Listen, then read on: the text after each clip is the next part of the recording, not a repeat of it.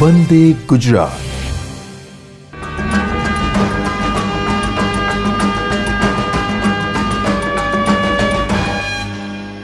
વિદ્યાર્થી મિત્રો, ગયા વખતે આપણે સાદો ઘન, બોડી સેન્ટર ઘન અને એચસીપી એમાં જુદા જુદા સ્તરોની ગોઠવણીની ચર્ચા કરેલી હતી. ત્યારબાદ ચોથા પ્રકારનો જે છે એ આજે મેં અહીંયા આકૃતિની અંદર દર્શાવેલો છે, જેમાં એક ષટકોણીય સમતલીય સ્તર છે, તેના ઉપર બીજું 3 ગોળાઓનું સ્તર છે, ફરી પાછું બીજા 3 ગોળાઓનું સ્તર છે અને ફરી પાછું 6 ગોળાઓનું સ્તર છે. આ રીતે 6 ગોળાઓનું સ્તર, ષટકોણીય સમતલ, 3 ગોળાઓ, ફરી પાછા 3 ગોળાઓ, મતલબ એ, બી, સી અને ચોથું સ્તર એ ફરી પાછું પ્રથમ સ્તર એ સાથે પુનરાવર્તન થાય છે. તો આ જે ગોઠવણી છે એ કંઈક અંશે એચસીપી ગોઠવણીને સમાન છે. ફરક એટલો જ છે કે અહીંયા 2 ત્રિકોણીય 3 ગોળાઓનું સમતલીય સ્તર છે એ એકબીજા સાથે આ રીતે ટ્વિસ્ટ થયેલું છે. મતલબ 2 ગોળા આગળના છે તો એ પાછળનો છે, તો એના પછીનું જે આવશે એ 1 ગોળો આગળનો છે અને 2 ગોળા પાછળના છે. મતલબ બી અને સી એકબીજાથી ટ્વિસ્ટ થયેલા છે. પરિણામે એ, બી, સી ચોથું સ્તર છે એ પહેલા સ્તર સાથે પુનરાવર્તન પામશે. તો અહીંયા જે સ્તરોની ભાતની ગોઠવણી છે એ બી સી એ પ્રકારની થશે. જો આવા અનેક સ્તરોને આપણે ક્રમ આપીએ તો 1 2 3 4 5 6 7, તો અહીંયા તમે જોઈ શકશો કે ચોથું સ્તર છે એ પ્રથમ સ્તર એ સાથે પુનરાવર્તન પામે છે. ફરી પાછું 7મું સ્તર છે એ ચોથા સ્તર સાથે અથવા પ્રથમ સ્તર સાથે પુનરાવર્તન પામે છે. મતલબ every 4th layer will repeat the first layer. તો સ્તરની જે ગોઠવણી છે એ કંઈક આ રીતની આવશે: પહેલું સ્તર, ત્રીજું સ્તર, 7મું સ્તર, આ રીતે અનેક સ્તરો રાઈટ એક પ્રકારની સમાન ગોઠવણી ધરાવતા હશે. એવી રીતે લેવા જઈએ તો કે બીજું સ્તર છે એ 5મા સ્તર સાથે, 5મું સ્તર છે એ 8મા સ્તર સાથે આ રીતે રાઈટ એક સરખી ગોઠવણી ધરાવતા હશે. ત્રીજું સ્તર છે એ આપણે જોઈશું તો ખાસ કરીને પહેલું સ્તર, ચોથું સ્તર આવશે, પહેલું સ્તર, ચોથું સ્તર, 7મું સ્તર, બીજું, 5મું રાઈટ અને 8મું આવશે. ફરી પાછું ત્રીજું સ્તર આવશે, ત્રીજા સ્તર સાથે ફરી પાછી એની એ જ ગોઠવણી થશે. તો અહીંયા સ્તરોની ગોઠવણી અંગે કઈ રીતે માહિતી લેવાની છે? તો કોઈ પણ એક સ્તરથી શરૂઆત કરીને ચોથું સ્તર છે એ પ્રથમ સ્તર સાથે આ રીતે પુનરાવર્તન પામતું હશે. અર્થાત 2 સ્તરો વચ્ચે તમારે રાઈટ તફાવત લઈ અને જો 3 વડે ભાગી શકાતો હોય તો અહીંયા જોઈશું 7 - 7 - 4 ડિવાઇડેડ બાય 3, 3 બચશે વડે ભાગી શકાય છે. પછી એવી રીતે 7 અને 1નો તફાવત લઈશું તો 6 આવશે. 6ને 3 વડે ભાગી શકશું તો 2 વડે, મતલબ પૂર્ણાંક સંખ્યા. એટલે જ્યારે 3 સ્તરોની ગોઠવણી આવતી હોય, ચોથું સ્તર તેની સાથે પુનરાવર્તિત પામતું હોય તો એટલું જ જોવાનું છે કે કોઈ પણ 2 સ્તરોનો, અહીંયા ક્રમિક જરૂરી નથી, કોઈ પણ 2 સ્તરોનો તફાવતને જો 3 વડે ભાગી અને પૂર્ણાંક સંખ્યા આવતી હોય તો તે સ્તરો છે એ સમાન ગોઠવણી ધરાવતા હશે. ઓકે, હવે એનો સવર્ગાંક કેટલો આવે છે? તો અહીંયા સવર્ગાંક આવે છે 12. 12નો અર્થ એવો થયો કે 6 ગોળાઓ તેના પોતાના સ્તરમાં સીધા સંપર્કમાં હશે. અહીંયા તમે જોઈ શકશો. ધારો કે કોઈ આપણે આ એક ગોળો લઈશું તો this sphere is in direct contact with 6 અધર સ્ફિયર્સ. મતલબ એનો સવર્ગાંક અહીં આવશે 6. પછી 3 ગોળાઓ છે તેની ઉપર છે, એવી રીતે 3 ગોળાઓ અહીંયા તેની નીચે આવશે. મતલબ આ રીતે 3, 6 અને 3, મતલબ ટોટલ 12 ગોળાઓના સીધા સંપર્કમાં છે. પરિણામે તેનો સવર્ગાંક 12 હોય છે. પછી આવે છે પેકિંગ એફિશિયન્સી અથવા પેકિંગ ફ્રેક્શન. રાઈટ ગણતરીથી આપણે જોઈશું તો એ આવશે 74% અને વોઇડ ફ્રેક્શન છે, ખાલી અવકાશ છે, એ 26% આવશે. અહીંયા એ નોંધવું જરૂરી છે કે કઈ ધાતુઓ ખાસ કરીને રાઈટ એફસીસીમાં સ્ફટિકીકરણ પામે છે. તો પાઠ્યપુસ્તકની અંદર ખાસ કરીને 2 આપેલી છે, Zn અને Mg. તો ZN અને Mg જ્યારે આપેલી હશે ત્યારે તમને એનો પ્રકાર નહીં આપે. એવું જ કહેશે કે મેગ્નેશિયમનું સ્ફટિકીકરણ થાય છે તો તમારે સમજી લેવાનું કે FCC અથવા તો CCPમાં થાય છે. પછી ધારો કે કેલ્શિયમ આપેલું છે તો કેલ્શિયમમાં એને આવી રીતનું કહેશે કે આ કેલ્શિયમનું મેગ્નેશિયમની જેમ સ્ફટિકીકરણ પામે છે, ZNની જેમ સ્ફટિકીકરણ પામે છે, અથવા તો કેલ્શિયમ છે એ FCC અથવા CCP સ્ફટિકીકરણ છે. એટલે પાઠ્યપુસ્તકમાં આપેલા ઉદાહરણ સિવાયની જો કોઈ પણ અન્ય ધાતુ પૂછશે રાઈટ તો એનો તમને પ્રકાર આપી દીધો હશે. HCPની ગોઠવણી કર્યા બાદ બીજો આપણી પાસે એક અગત્યનો મુદ્દો છે. ગઈ વખતે આપણે જે ચર્ચા કરેલી હતી T વોઇડ અને A વોઇડ, એમાં એક રાઈટ ખાસ કરીને નાનો કરેક્શન સુધારો કરવાનો છે. એ કરેક્શન એ છે રાઈટ કે સ્પાઇનલની અંદર જે જોયેલું હતું ડાયવેલેન્ટ અને ટ્રાયવેલેન્ટ, તો એમાં જે ઓક્સાઇડ આયન છે FCC અને 4 છે. ડાયવેલેન્ટ આયનો છે એ ચતુષ્ફલકીય છિદ્રના એક અષ્ટમાંશ ભાગની અંદર ગોઠવાયેલા છે અને તેની સંખ્યા 1 છે. જ્યારે ટ્રાયવેલેન્ટ છે એ અષ્ટફલકીય છિદ્રો ઓવર્ડ્સ એના એક અષ્ટમાંશ ભાગમાં અને એની એક દ્વિતીયાંશ ભાગની અંદર અને તેની સંખ્યા 2 છે. પણ ઇન્વર્સ સ્પાઇનલની અંદર આપણે એક કરેક્શન કરવાનો છે કે ઓક્સાઇડ આયનો તો બરોબર જ છે, M2 પોઝિટિવ આયનો છે અને they occupied 1/4 of the octahedral void એટલે એની સંખ્યા 1 આવશે. જ્યારે M3 પોઝિટિવ આયનો છે રાઈટ એ બે રીતે ઇક્વલી ડિસ્ટ્રીબ્યુટ થયેલા છે, ટેટ્રાહાઇડ્રલ વોઇડ અને ઓક્ટાહાઇડ્રલ વોઇડ. ઓક્ટાહાઇડ્રલ વોઇડની અંદર એનો ફાળો 1/4 છે અને ટેટ્રાહાઇડ્રલ વોઇડની અંદર એનો ફાળો 1/8 છે. મતલબ આ એક કરેક્શન છે, એ કરેક્શન ઇઝ ટુ બી મેડ. આ ચેક કર્યા પછી હવે આપણે સૌથી અગત્યનું જોવાનું છે એ ખાસ કરીને આવે છે રાઈટ પેકિંગ ક્ષમતા. પેકિંગ ક્ષમતાની અંદર ખાસ કરીને વિદ્યાર્થી મિત્રો એવું જોવા મળશે કે એકમ કોષનું કદ અને એકમ કોષમાં રહેલા પરમાણુઓનું કુલ કદ, એકમ કોષ અને એકમ કોષમાં રહેલા પરમાણુનું કુલ કદ એનો જો ગુણોત્તર લઈશું તો એ ખાસ કરીને રાઈટ પેકિંગ ફ્રેક્શન આવશે અને એને જો 100 વડે ગુણાકાર કરશું તો એની ક્ષમતા અથવા એફિશિયન્સી આવશે. આપણી પાસે ટોટલ આટલા પ્રકારના છે. એક જે છે એ સાદો ઘન છે, સિમ્પલ ક્યુબ છે. બીજો જે છે એ BCG છે, બોડી સેન્ટર્ડ તલ કેન્દ્રિત ઘન. ત્રીજો જે છે એ FCC છે અને ચોથો જે છે એ HCP છે. મતલબ 4 પ્રકારના એકમ કોષ છે અને 4 પ્રકારના એકમ કોષની અંદર જોવા જઈશું તો FCC અને HCP છે એની પેકિંગ ક્ષમતા રાઈટ સરખી છે. નો ડાઉટ એમાં ગોઠવણી જુદી જુદી છે છતાં ગણતરી કરતાં બંનેની પેકિંગ ક્ષમતા સરખી આવે છે. જેની પેકિંગ ક્ષમતા સરખી હશે કહી શકાય રાઈટ કે તેની ઘનતા પણ સરખી હશે. હવે એ પછી આપણે લેવાનું છે એક પછી એક ચર્ચા કરતા જઈએ તો પહેલો મુદ્દો આવે છે સાદા ઘન. સાદા ઘનની પેકિંગ ક્ષમતા કેવી રીતે લઈ શકાય? તો વિદ્યાર્થી મિત્રો અહીંયા એક સાદા ઘનનું છે તમને ખૂબ જ સ્પષ્ટ રીતે સમજાવું છું કે પહેલો મુદ્દો જે છે સાદા ઘનની અંદર તમારે શું સમજવાનું છે તો કે સાદા જે ઘન છે એ ઘનની ગોઠવણીની અંદર પરમાણુઓ મુખ્યત્વે કઈ જગ્યાએ એકબીજાની સૌથી નજીક હોય છે? તો પહેલો VSQ આવો પૂછાતો હોય છે. સાદા ઘનમાં કઈ જગ્યાએ રહેલા પરમાણુઓ એકબીજાના ભૌતિક સંપર્કમાં ધ નિયરેસ્ટ ડિસ્ટન્સ હોય છે. તો ખાસ કરીને આપણે અહીંયા જોવા જઈશું તો જો આ રીતે એક કેન્દ્રની અંદર ગોળો લઈશું અને આ રીતે અહીંયા બીજો ગોળો લઈશું તો આ જે બંને ગોળાઓ છે એ એકબીજાના આ રીતે સંપર્કની અંદર આવશે.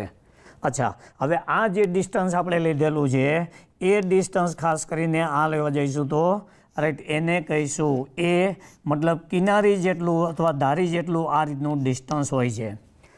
અથવા આ જે છે એ બંને ગોળાઓના કેન્દ્રો સાથે જોડાયેલું હતું અને નિયરેસ્ટ ડિસ્ટન્સ D પણ કહેવામાં આવે છે. તો પહેલો VSQ બનશે કે સાદા સમઘનમાં પરમાણુઓ કયા કેન્દ્ર સ્થાને રહેલા હોય તો તેઓ એકબીજાના સૌથી નજીક અંતર ઉપર હોય છે. તો અહીંયા આવશે ધાર ઉપરના કેન્દ્રો. અચ્છા, હવે એ નક્કી કર્યા પછી રાઈટ અહીંથી અહીંયા સુધીનું જે આપણે અંતર જોઈશું તો આ જે અંતર છે એને કહીશું ધાર અંતર એ અથવા નિયરેસ્ટ ડિસ્ટન્સ ડી. હવે એ અંતર છે અહીંયા બે ગોળાઓની ત્રિજ્યા જેટલું આ રીતનું હોય છે, એટલે બે વખત આર લેશો તો એ બનશે.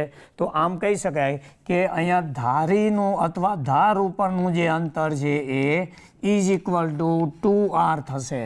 અને પરિણામે આપણે લખીશું કે ત્રિજ્યા r is equal to right આ રીતે a/2 થશે. અહીં ત્રિજ્યા આર જે છે એ જો પરમાણુ સ્વરૂપ હોય તો એને પરમાણુ ત્રિજ્યા પણ કહેવાય. એટલે સીધી અહીંયા 1 માર્કની ગણતરી પણ પૂછે કે સાદા ઘનમાં પરમાણુઓની ધારની લંબાઈ આટલા પિકોમીટર હોય તો તે પરમાણુની ત્રિજ્યા કેટલી હશે, તો સીધો ખૂબ જ સરળ ગણતરીવાળો પ્રશ્ન પૂછે. અથવા તો ધારો કે તમને ત્રિજ્યા આપી દીધી હશે તો તેની લંબાઈ કેટલી બનશે. ઓકે, હવે એ ચેક કર્યા પછી અહીંયા શું ધ્યાનમાં રાખવાનું છે, તો કે સાદા ઘનની અંદર પરમાણુ સંખ્યા જે છે એ પરમાણુ સંખ્યા 1 હોય છે અને પરિણામે તેનું કદ આવશે 1 × 4/3 πr³.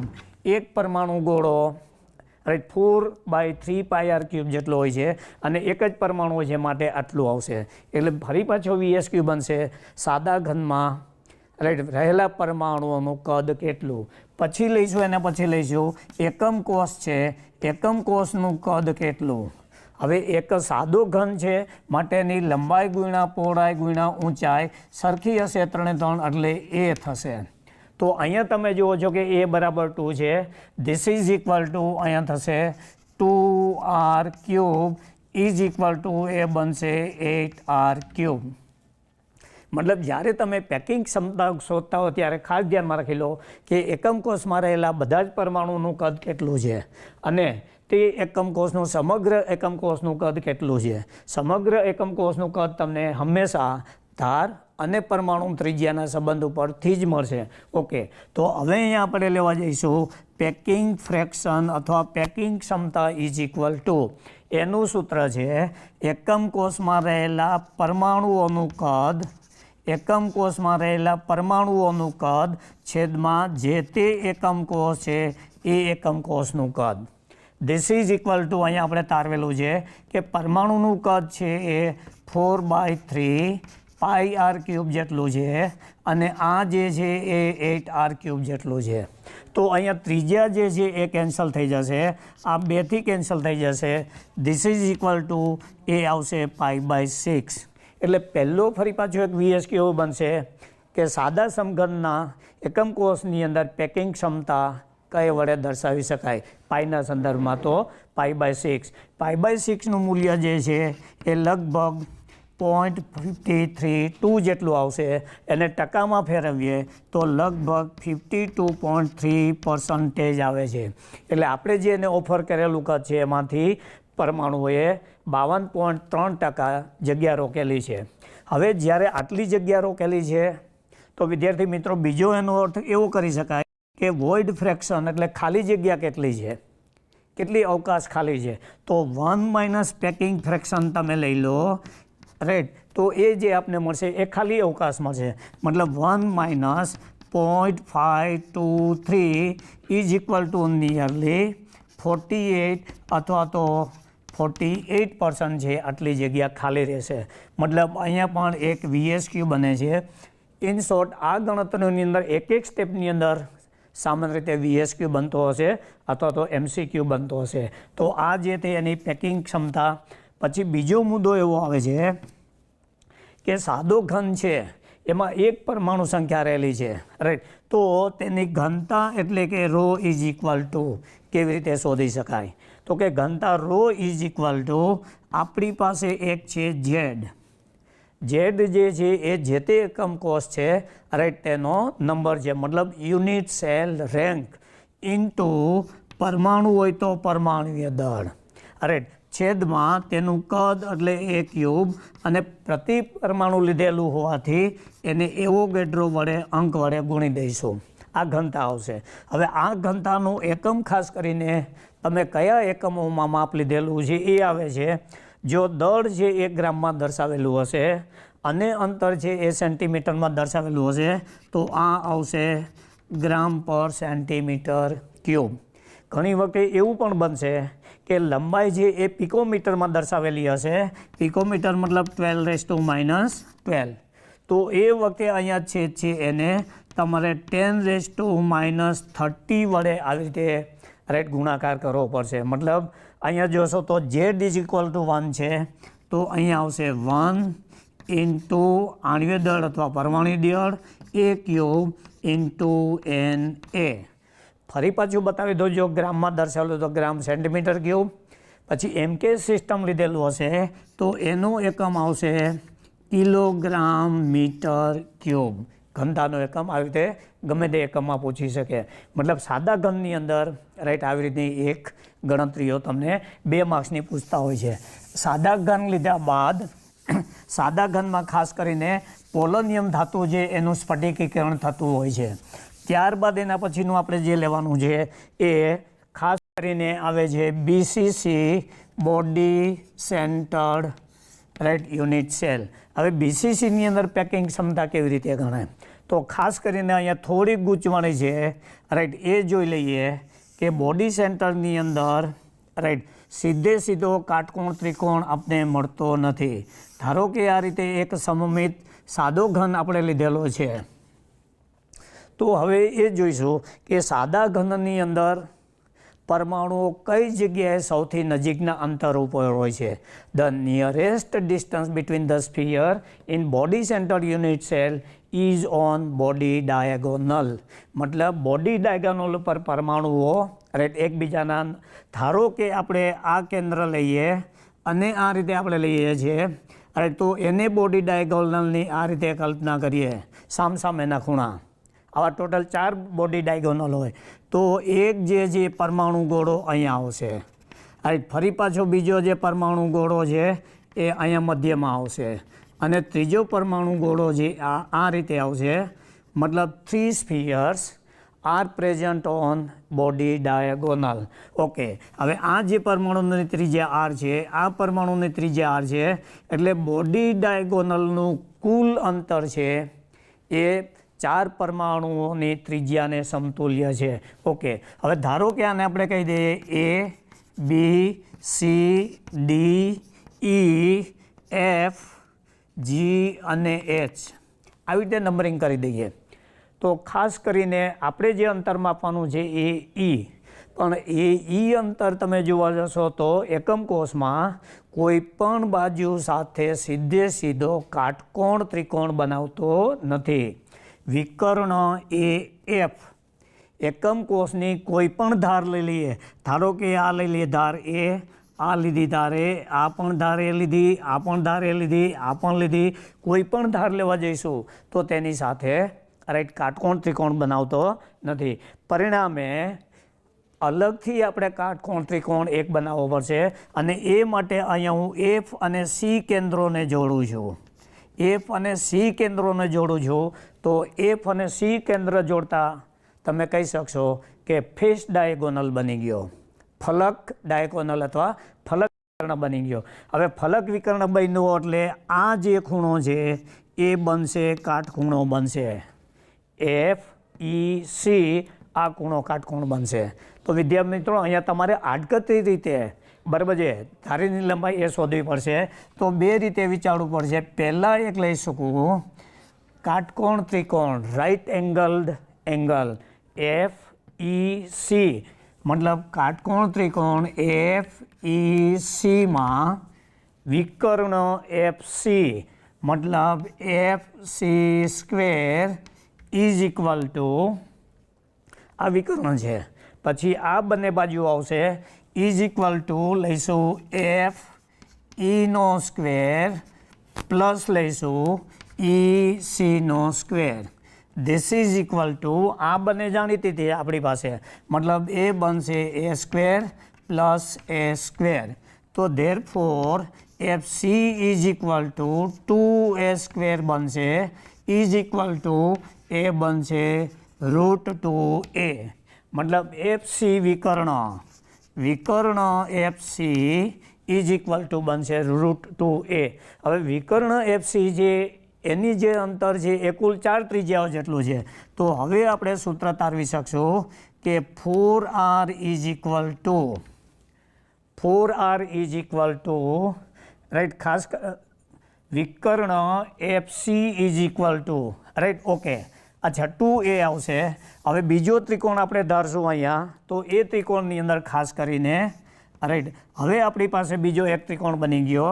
એ તમે જોશો તો આ ત્રિકોણ આવશે, આ રીતનો આવશે. એમાં આ જે ખૂણો છે એ બનશે કાટકોણ બનશે, અને તેની સામેની બાજુ છે એ બનશે વિકર્ણ. તો હવે અહીંયા આમ લખી શકશું કે કાટકોણ ત્રિકોણ AFCમાં રાઈટ વિકર્ણ રાઈટ AFCમાં વિકર્ણ AF સ્ક્વેર વિકર્ણ AF square is equal two સામેની બાજુઓ મતલબ AC square plus FC square આવું આવશે. ધીસ ઇઝ ઇક્વલ ટુ હવે AC સ્ક્વેર છે એ ધાર એ જેટલું છે એટલે આ બનશે A સ્ક્વેર પ્લસ હવે FC જે છે એ અહીંયા આપણે જે મેળવેલું છે એ આવે છે √2a મતલબ આ બનશે √2a whole square. This is equal two A square plus આ બનશે 2 અને આ બનશે A સ્ક્વેર.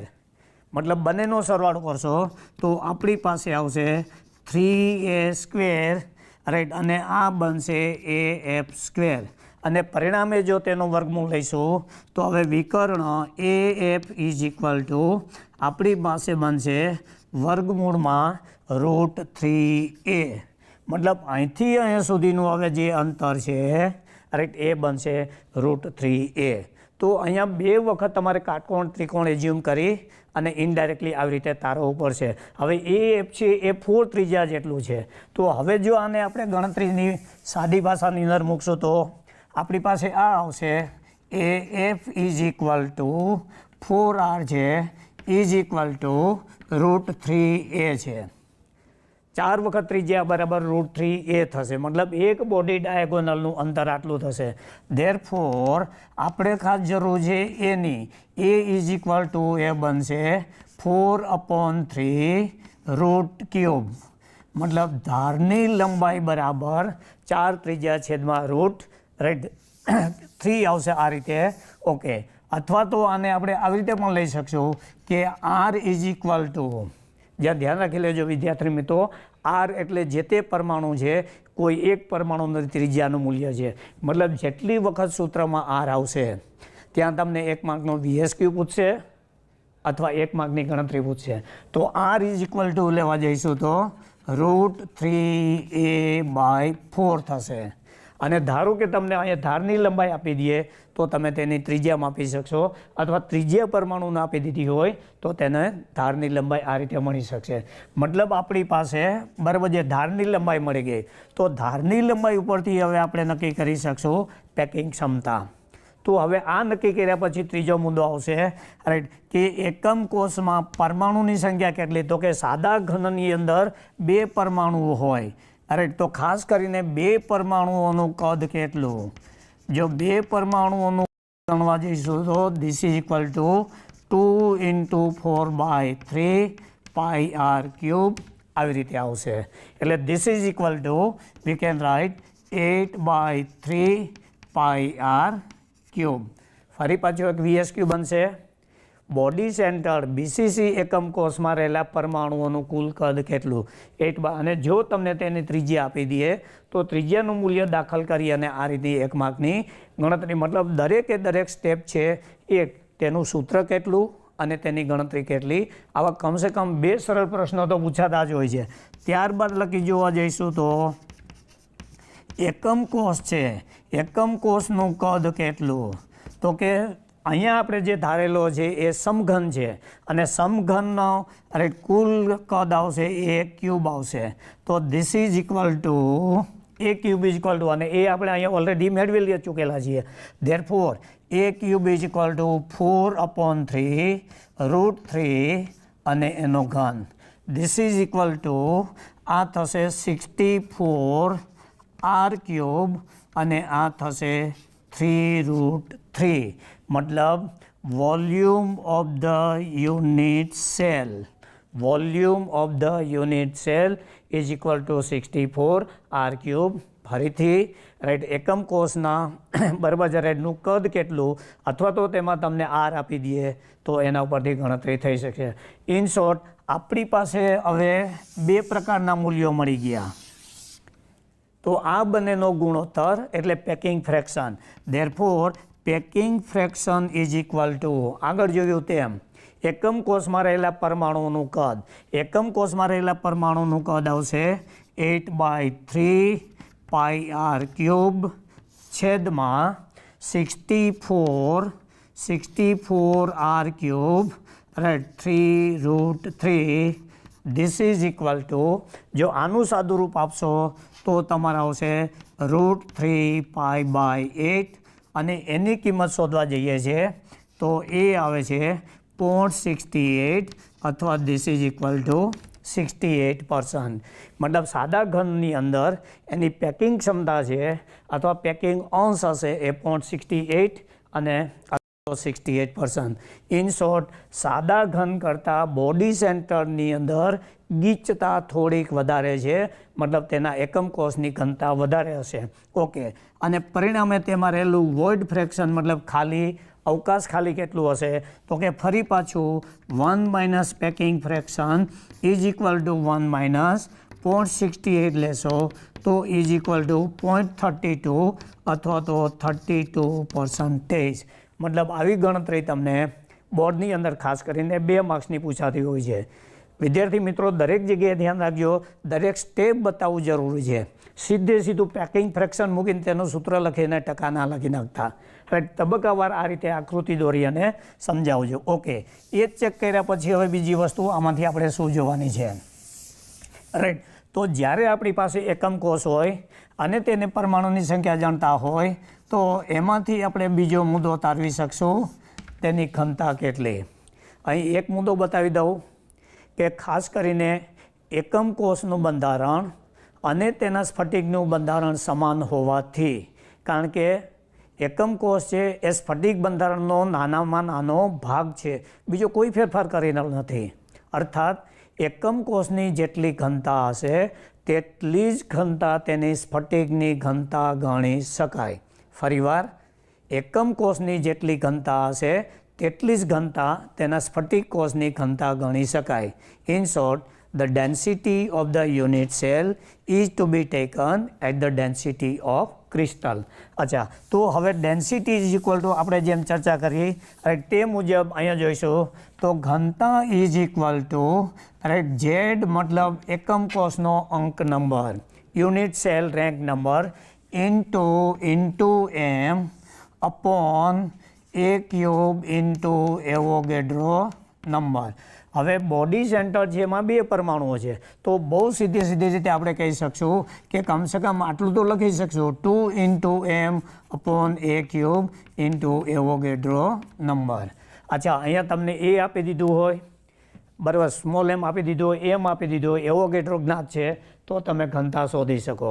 અથવા તો કેટલીક વખતે તમને ઘનતા આપી દીધી હશે તો ગણિતની અંદર તો આવું બનતું જ હોય છે કે બરાબર છે રાઈટ 4 પદ હોય એમાંથી 3 તો કોઈ એક પદની ગણતરી, ધારો કે ઘનતા આપી દીધી છે, એ આપી દીધું છે રાઈટ, તો તેનું આણ્વીય કે પરમાણ્વીય દળ શોધાય. આ દળ આપી દીધું હોય, ઘનતા આપી દીધી હોય તો ધારની લંબાઈ અને ધારની લંબાઈ ઉપરથી એની ત્રિજ્યા આવી રીતે થોડી કઠિન મુશ્કેલીઓ પૂછી શકતા હોય છે.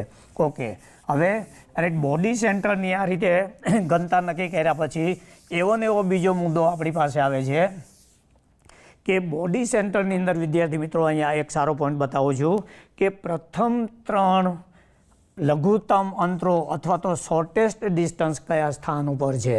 તો પહેલું એ ધ્યાન રાખી લો, પ્રથમ 3 સૌથી ટૂંકા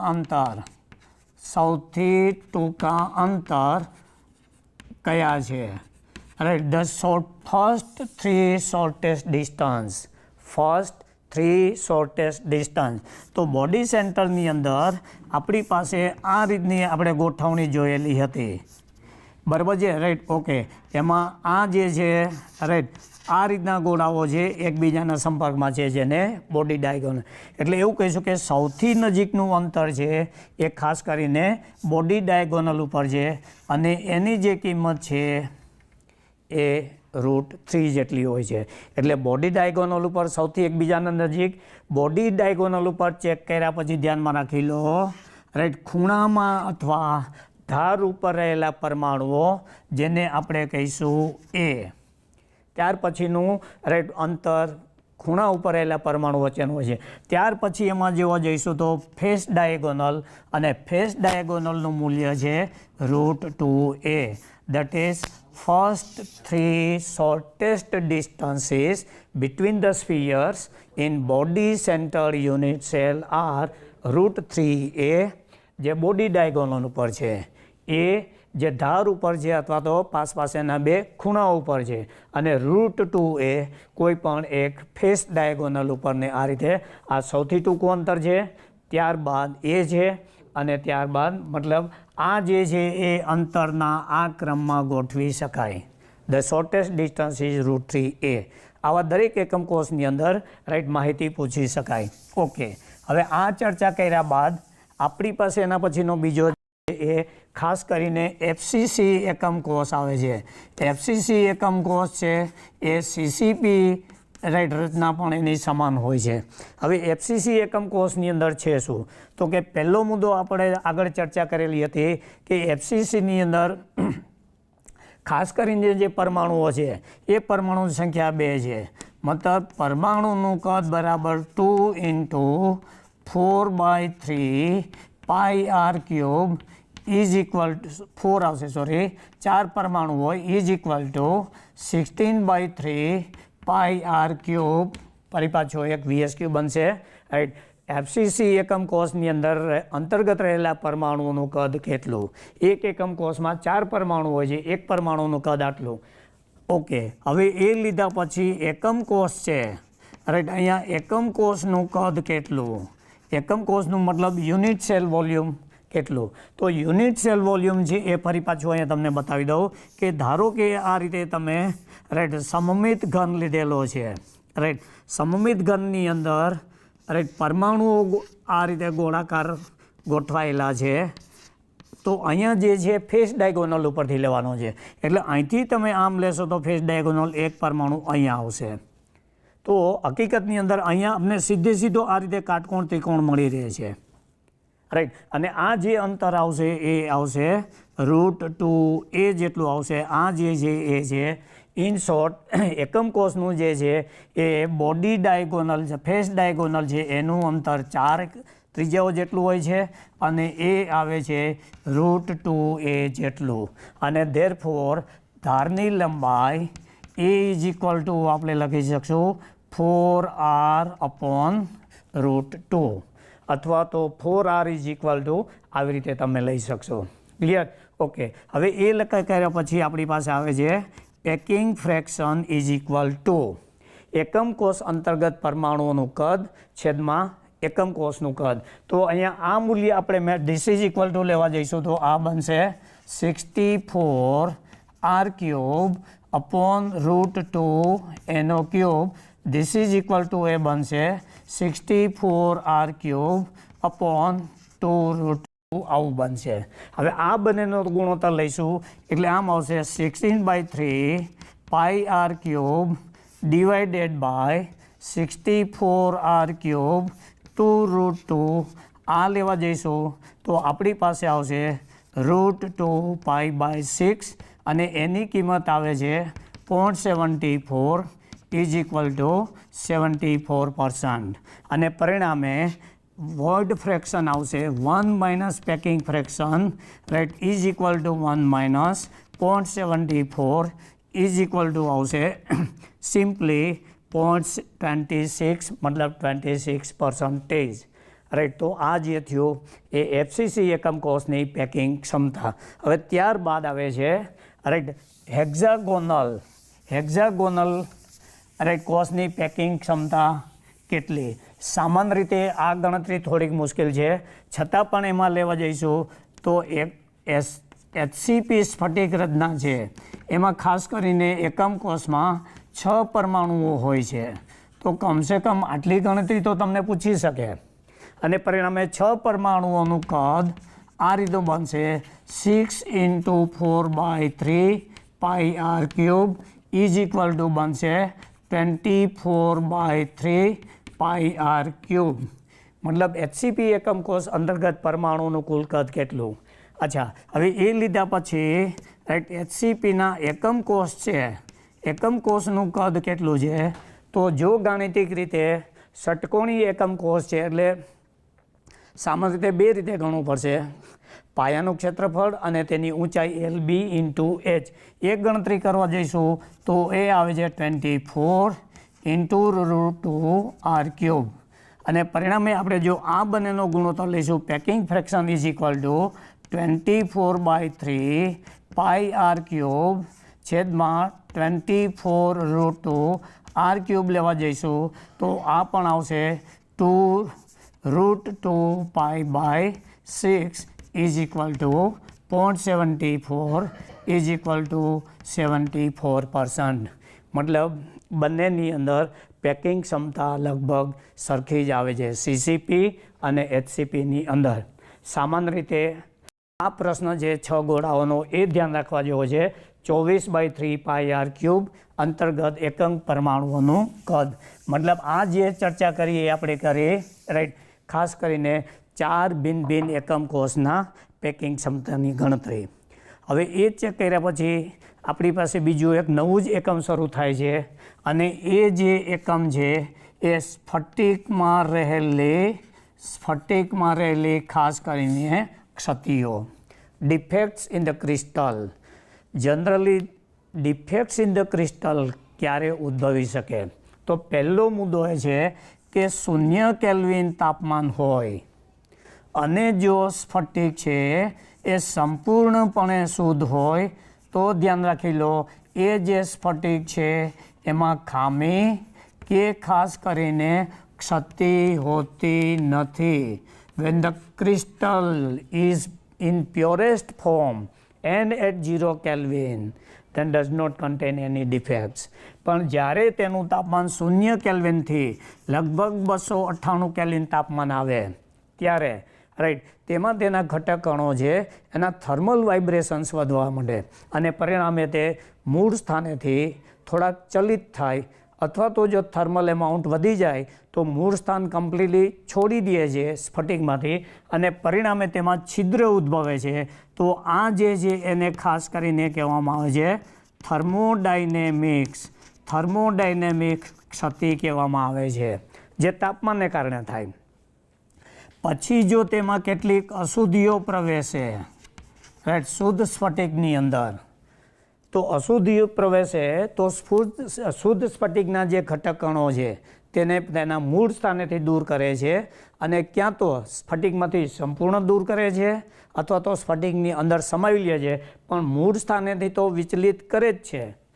અર્થાત એવું કહી શકાય કે જે સ્ફટિક છે એમાં ખામીઓ 2 રીતે ઉદ્ભવી શકે. એક તેના તાપમાનને કારણે જેને આપણે કહીશું થર્મોડાયનેમિક્સ ડિફેક્ટ્સ, અને બીજું તેમાં અશુદ્ધિઓ દાખલ થાય અને જે મૂળ સ્થાને ઘટક કણો નોર્મલી ઓર્ડર્ડ અરેન્જમેન્ટ હોય એમાંથી થોડુંક ચલિત થાય તો પણ ત્યાં આ રીતે ખામી ઉદ્ભવે છે.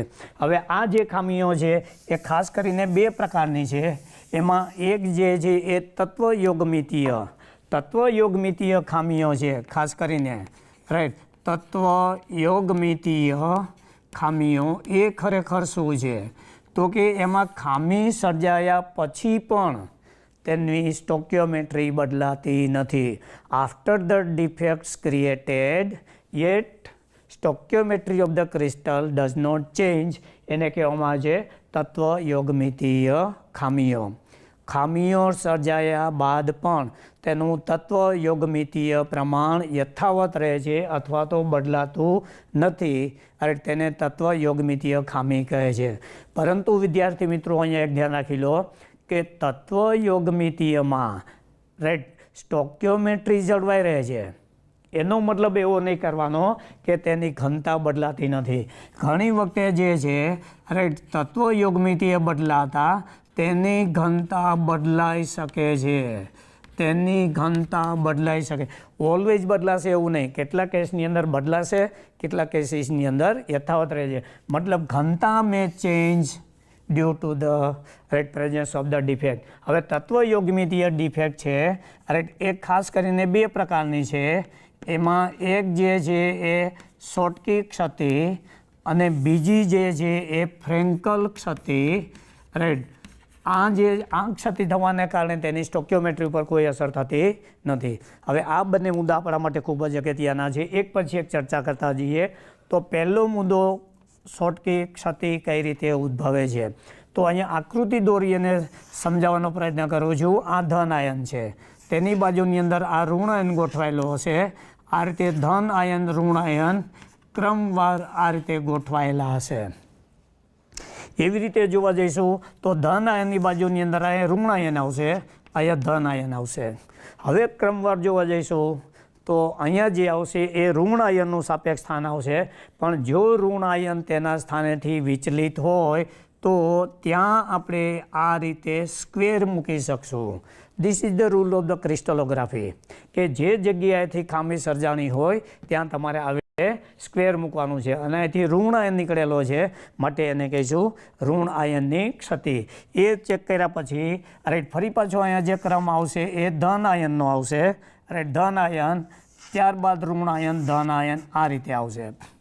હવે મિત્રો એમ કહી શકાય કે જો ઋણ આયન નીકળી જાય તો ક્ષતિ થવાને કારણે ક્રિસ્ટલ છે, સ્ફટિક છે, એ ધન વીજભારિત બની જાય. પરંતુ અહીંયા એવું બને છે કે આ ધન આયન છે, ફરી પાછો ઋણ આયન બનશે રાઈટ, આ ધન આયન બનશે, આ ઋણ આયન બનશે. હવે ધારો કે અહીંયા ધન આયનનું આવે છે તો આ જે છિદ્ર છે એ ધન આયનનું, અને ફરી પાછું અહીંયા આવશે ઋણ આયન. તો આમ એક જે છિદ્ર છે એ ખાસ કરીને તમે જોવા જશો તો એક છિદ્ર છે એ ઋણ આયનનું છે અને બીજું છિદ્ર છે એ ધન આયનનું છે. તો સ્ફટિક જાળી રચનામાંથી જ્યારે બરાબર છે એક ધન આયન અને એક ઋણ આયન સંપૂર્ણપણે દૂર થયેલા હોય અને એક ધન આયનનું છિદ્ર અને એક ઋણ આયનનું છિદ્ર ઉત્પન્ન કરે તો તેને શોટકી ક્ષતિ કહેવામાં આવે છે. When one cation and one anion are missing from the crystal completely, creating a vacancy of one cation and one anion known as Schottky defect, અને શોટકી ક્ષતિ કહે છે. હવે ખાસ કરીને જોવા જઈશું તો અહીંયા લાક્ષણિકતાઓ કઈ કઈ આવે એ તો ખાસ ધ્યાન રાખી લેજો કે જે જગ્યાએ ક્ષતિ ઉદ્ભવે તે જગ્યાએ હંમેશા સ્ક્વેર કરવાનું છે. અહીંયા તમે જોઈ શકશો તો કે ધન આયન અને ઋણ આયન વચ્ચે લગભગ કદ તફાવત છે, ધ્યાન રાખી લો, એ નહિવત છે.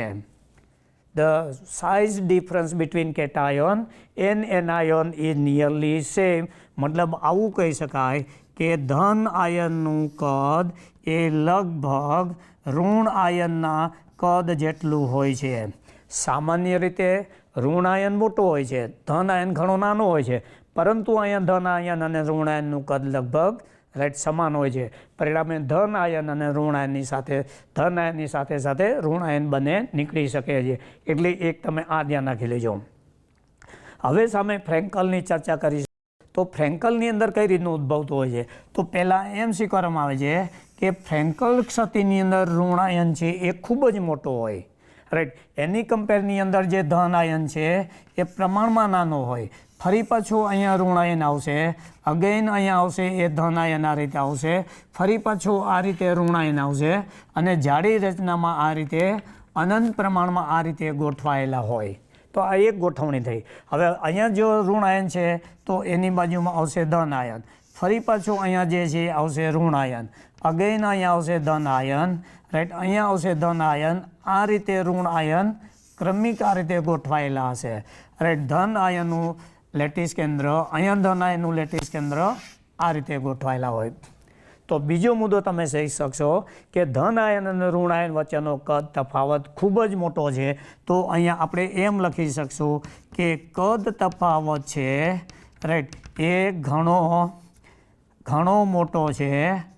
કદ તફાવત એ ઘણો મોટો છે રાઈટ, જેમાં ધન આયન છે is very very less than right it's ઋણ આયન.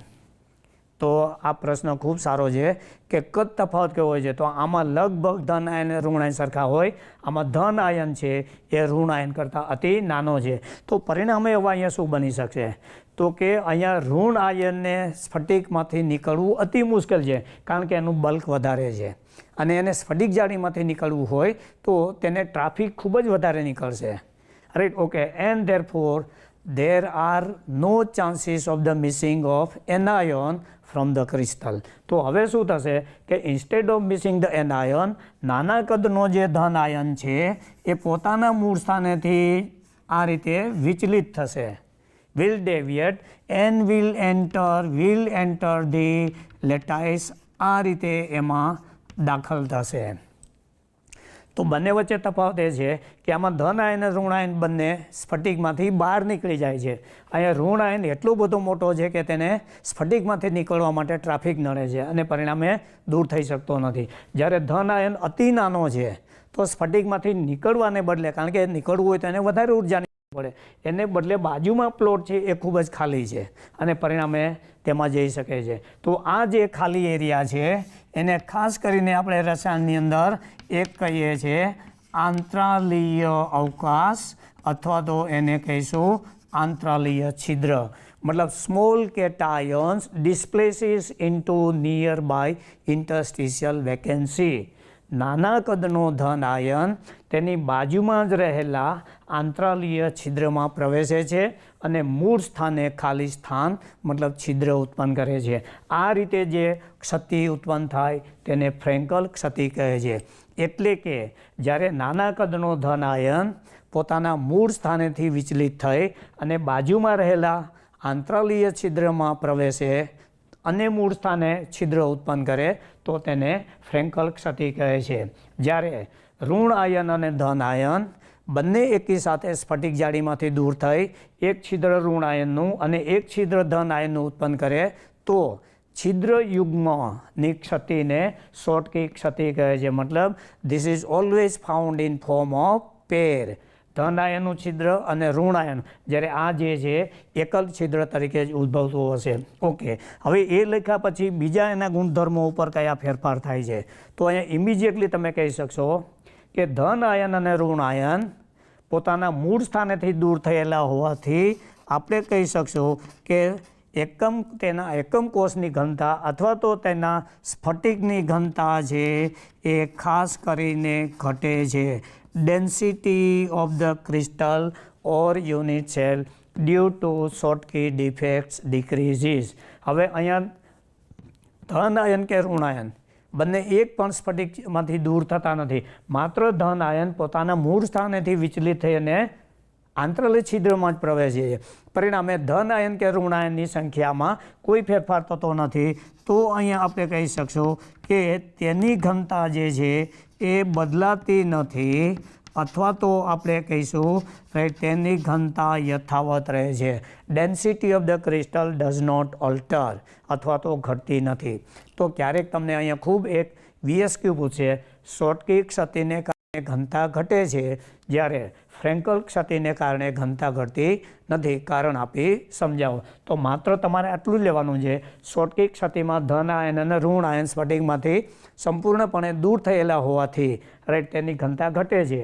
જ્યારે ફ્રેન્કલ ક્ષતિમાં માત્ર ધન આયન તેના મૂળ સ્થાનેથી વિચલિત થઈ આંતરાલીય અવકાશમાં પ્રવેશેલો હોવાથી તેની સ્ફટિક જાળી રચનામાં આયનોની સંખ્યામાં ઘટાડો થતો નથી, માટે તેની ઘનતા બદલાતી નથી.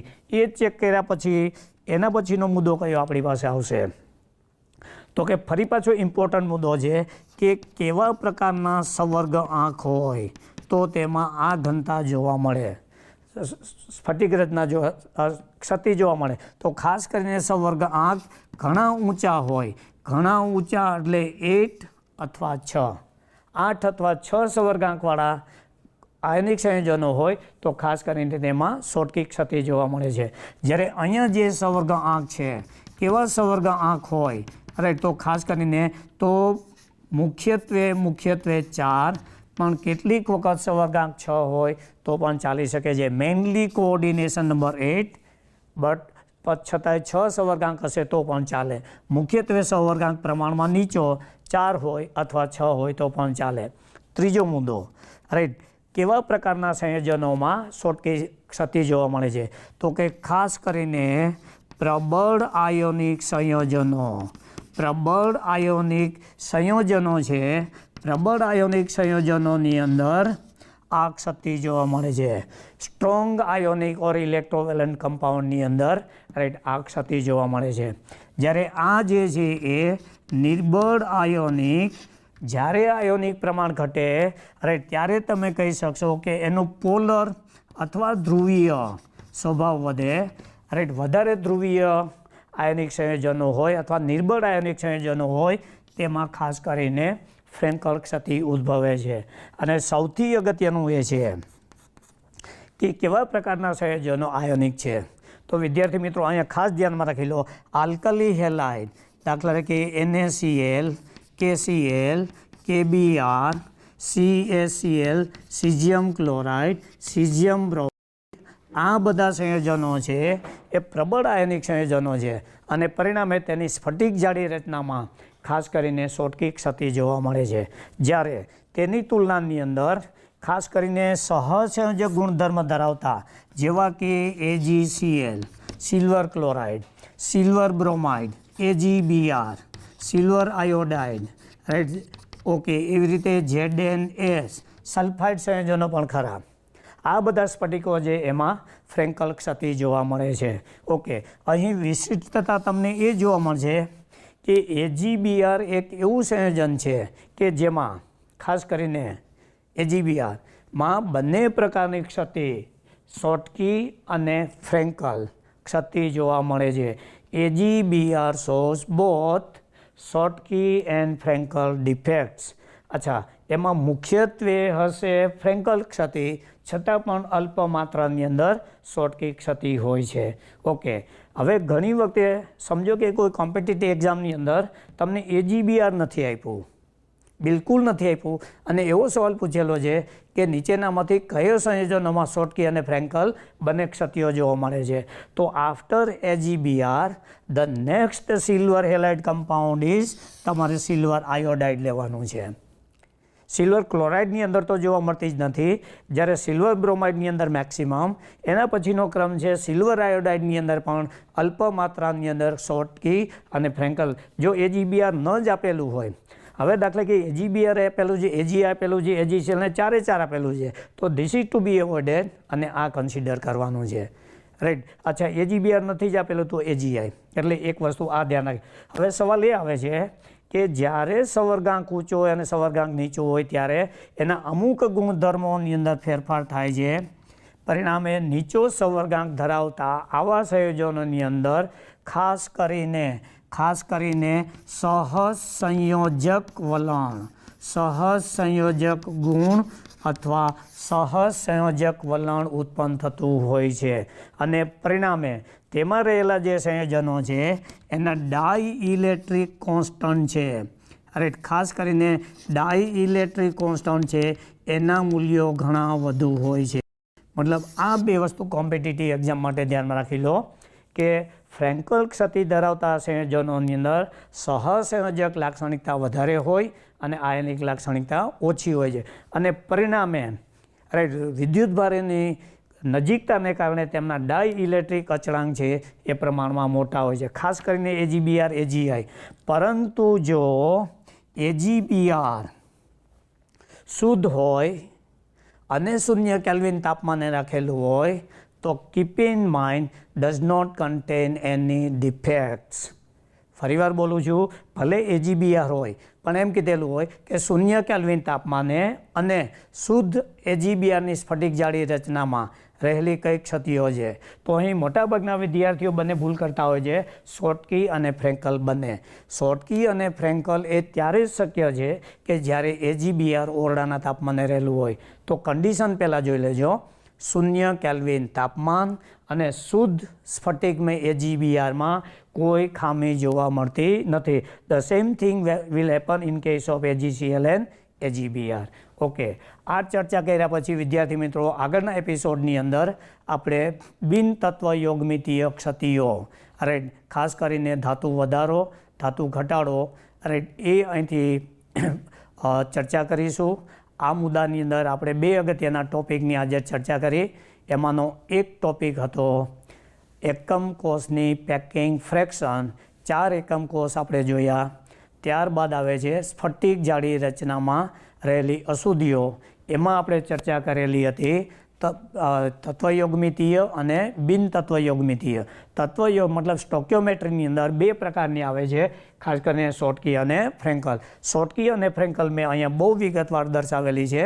પરિણામે તમારે તફાવત સ્વરૂપે, ટૂંકા પ્રશ્નો સ્વરૂપે, VSQ કે MCQ સ્વરૂપે કોઈ પ્રશ્નો ઉપસ્થિત થશે નહીં. આના પછીના એપિસોડની અંદર આપણે ફરીથી બરાબર બિન તત્વ યોગમિતીય ક્ષતિઓની ચર્ચા કરીશું. Thank you. વંદે ગુજરાત.